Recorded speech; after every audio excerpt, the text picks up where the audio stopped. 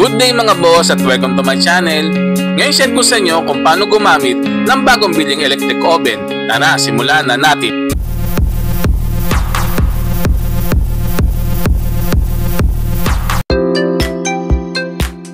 Mga boss, i-unbox po muna natin.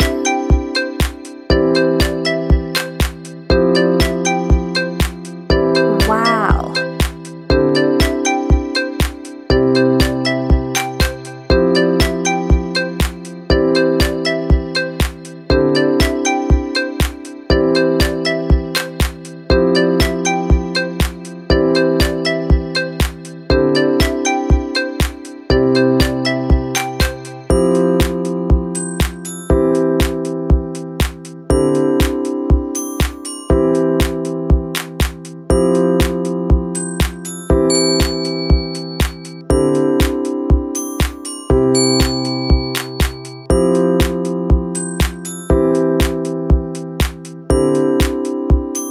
Ito po ay isang 32 liters na electric oven. Meron po itong 1,500 watts at 230 volts. Nabili ko po ito sa halagang 2,799 pesos. Oh yeah! Mga boss, meron po itong tatlong knobs.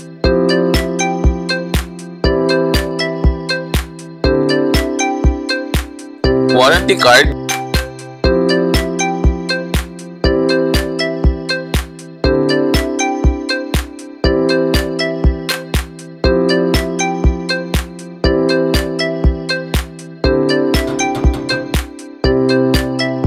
Ram tray.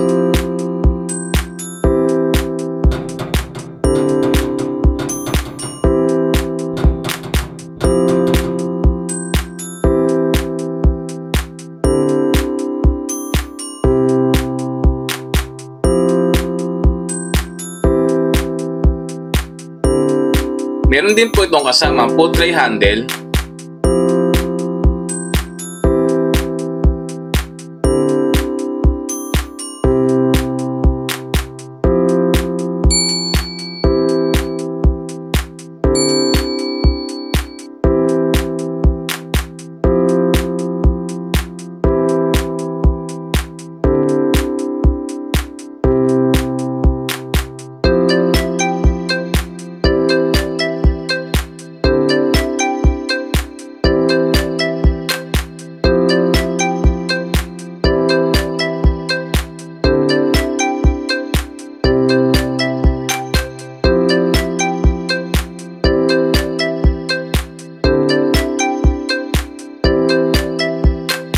May kasama rin pong rotisserie handle,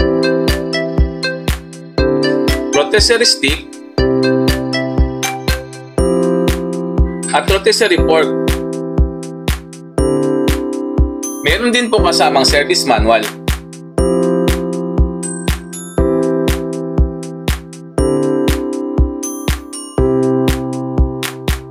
Mga boss, ito naman po yung kanyang food tray. Ito naman po ang grill rack or baking net. Mga boss, tanggalin po natin yung mga bagay na maaaring masunog tulad ng plastic at papel. Okay!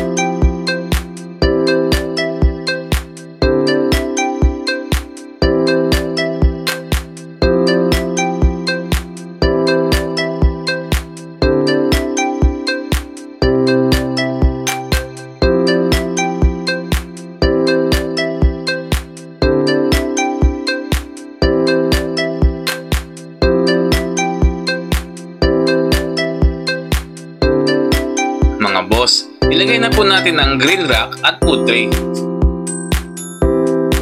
Maaari po kayong pumili kung saang slot ang gusto nyo. Depende po sa lulutuin nyo. Okay! Pwede po ito maging tuluan na mantika na galing sa iniihaw nyo. Ito naman pong grill rack ay maaari naman pong ilipat-lipat depende sa ibibake o iihawin nyo.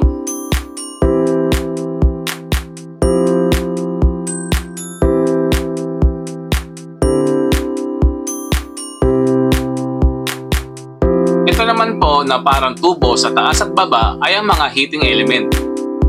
Nice!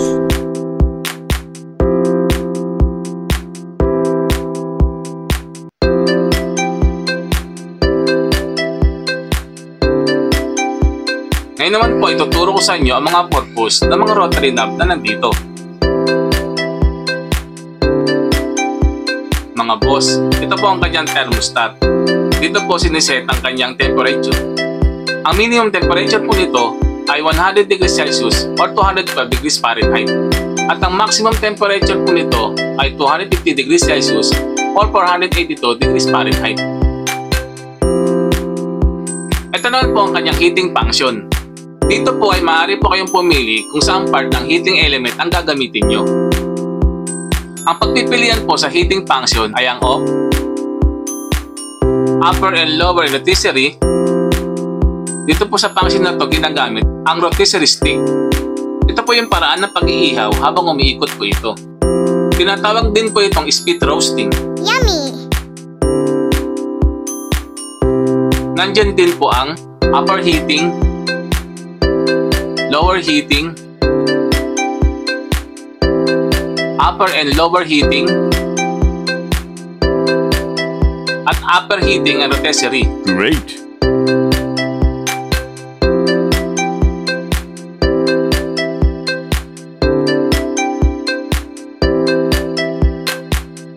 Ang sumunod naman pong knob ay ang timer.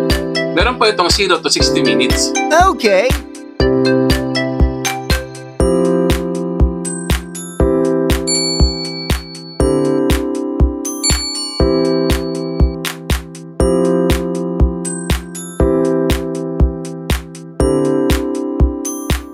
Mga boss, kapag napihit nyo na po, huwag nyo na po ibalik sa 0 para maiwasan po masira ang timer. Okay! Maaari nyo naman po i-unplug hanggang matapos ang oras. Okay.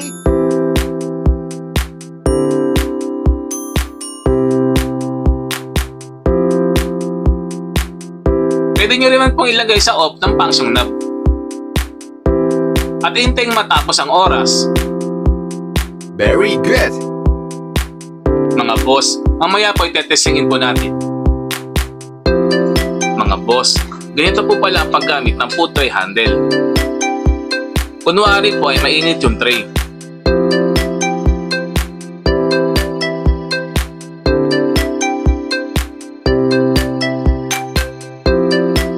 Isabit nyo lamang po yan sa grill rack o food tray. Okay! Siguraduhin lamang po na sumabit ang tray handle bago hilain. Wow! Lagi po nating isipin na mainit ang tray at iwasang hawakan ito. Okay!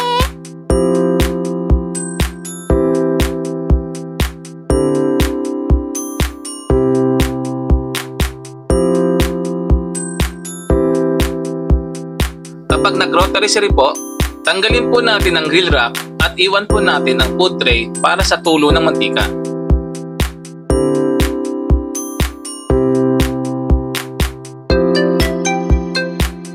Mga boss, ito naman po ang gamit ng rotisserie handle. Ipatong lamang po ang rotisserie fork and stick sa handle bago ilagay sa loob ng oven.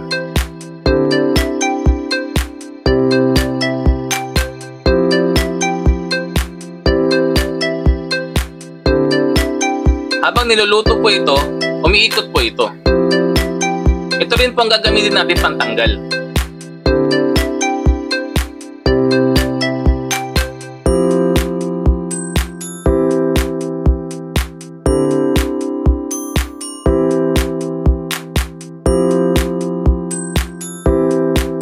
Ito naman po ang nilalagay sa ating rotisserie stick para humawak sa iro-roast sa loob ng oven.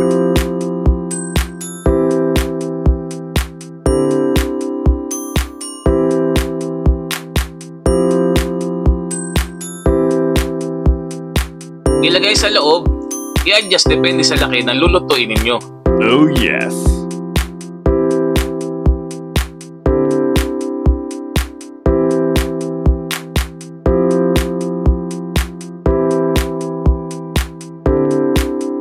May screw po ito para i-lock ang pork.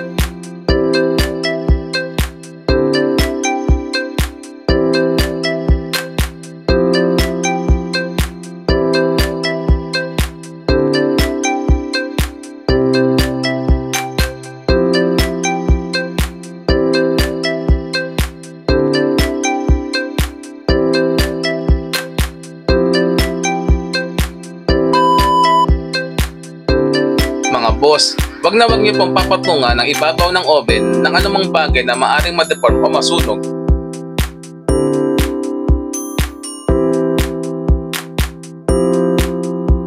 Wag na wag din po kayo maglalagay ng plastic o lata sa loob ng oven dahil maaari pong malusaw ang plastic at paputukin ang lata.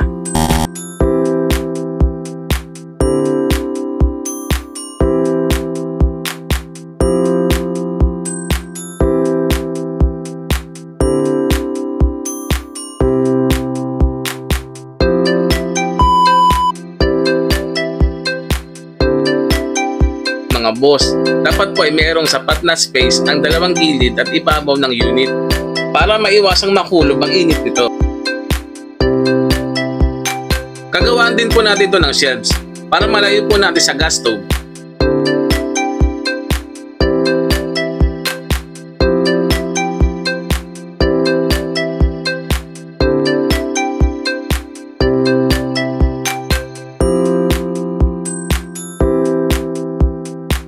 Testingin na po natin. Iset po natin dito sa thermostat ang temperature na angkop sa lulutuin nyo. Iset naman po natin sa function knob ang kailangan natin na heating element. Iset naman po natin sa timer knob ang tamang minuto ng itatagal ng pagluluto. Mga boss, i-plug na po natin. Mga boss, kapag bago po ang unit, may tinatawag po tayong burn-in. Ang purpose po nito ay para ma-reduce ang chemical residue at masubok ang mga electrical parts nito. Set lamang po natin sa 50 degrees Celsius. Up and down heating.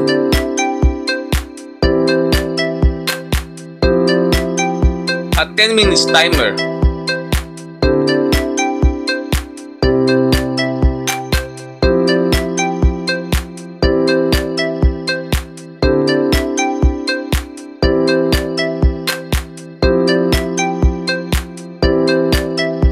Mga boss, may mapapansin po kayong usok na lumalabas sa glass door na amoy plastic. Ito na po yung mga chemical residue na galing sa loob ng unit. Huwag po kayong matatakot at hindi naman po ito sasabog.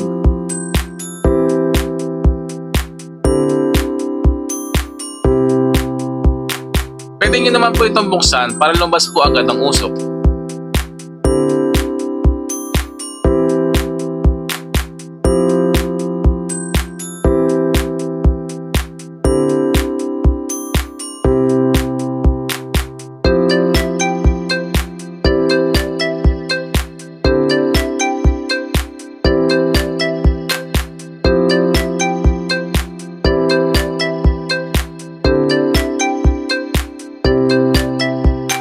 Sa nakikita niyo po, nagbabaga na po yung upper heater niya. Pati po yung heater sa baba.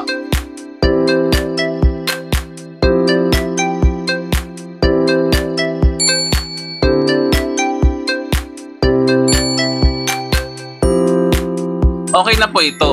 Try na po natin mag-rotisserie.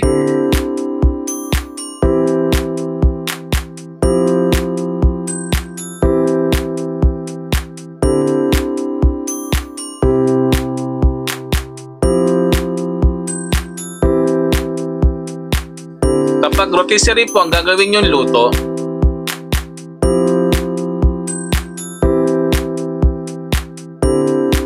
pumunta po tayo sa heating function at pumili sa upper heating rotisserie o sa upper and lower rotisserie.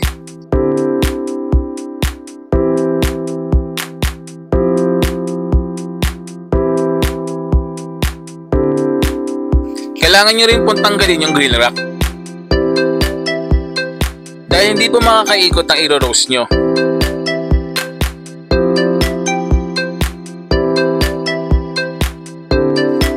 Kung manok lang po ang iro-roast nyo, pwede na po ang upper heating rotisserie. Pero kung may kasabay po na mga gulay sa food tray, mas maganda pong gamitin ang upper and lower rotisserie.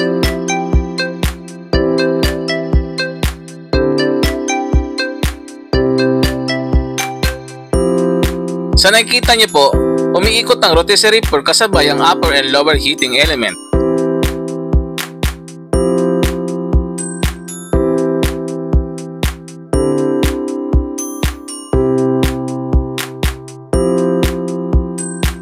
Mas lamang po ang init sa taas kaysa sa baba dahil naharangan po ito ng food tray. Pero ayos lamang po ito dahil umiikot naman po ang rotisserie fork at kailangan naman ng salo sa patak ng mantika. Siguraduhin po natin kung anong heating function natin para maiwasan po nating mahilawan o masunugan ng luto.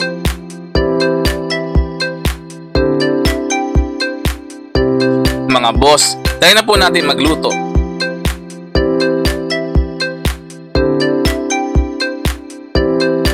Magluluto po tayo ng sausage. Ito po ang style na gagawin natin.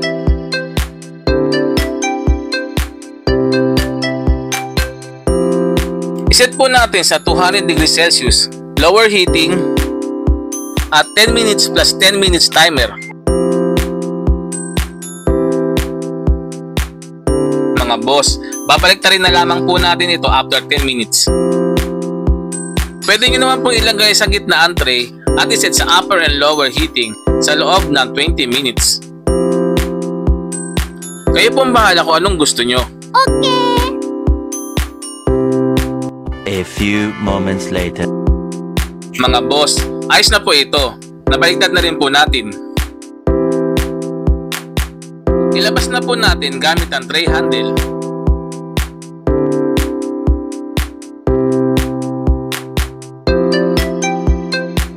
Wow.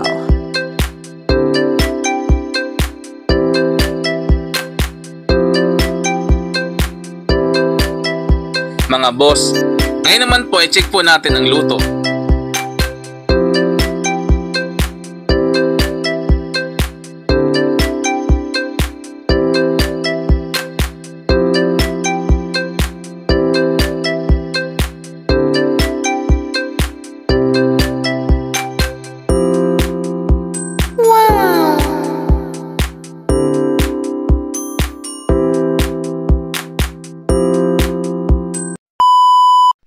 Mga boss, sana po ay nakatulong ang aking video. Kung nagustuhan niyo po ang aking video, huwag niyo po sanang kalimutan mag-like, share and subscribe sa aking channel at pindutin ang notification bell para lagi po update sa aking mga bagong video. Mga boss, hanggang dito na lamang po at maraming salamat po. Boss, if you learned something on my video, make sure to like, share, and subscribe to my channel. See you on my next vlog. Thank you. Thanks for watching.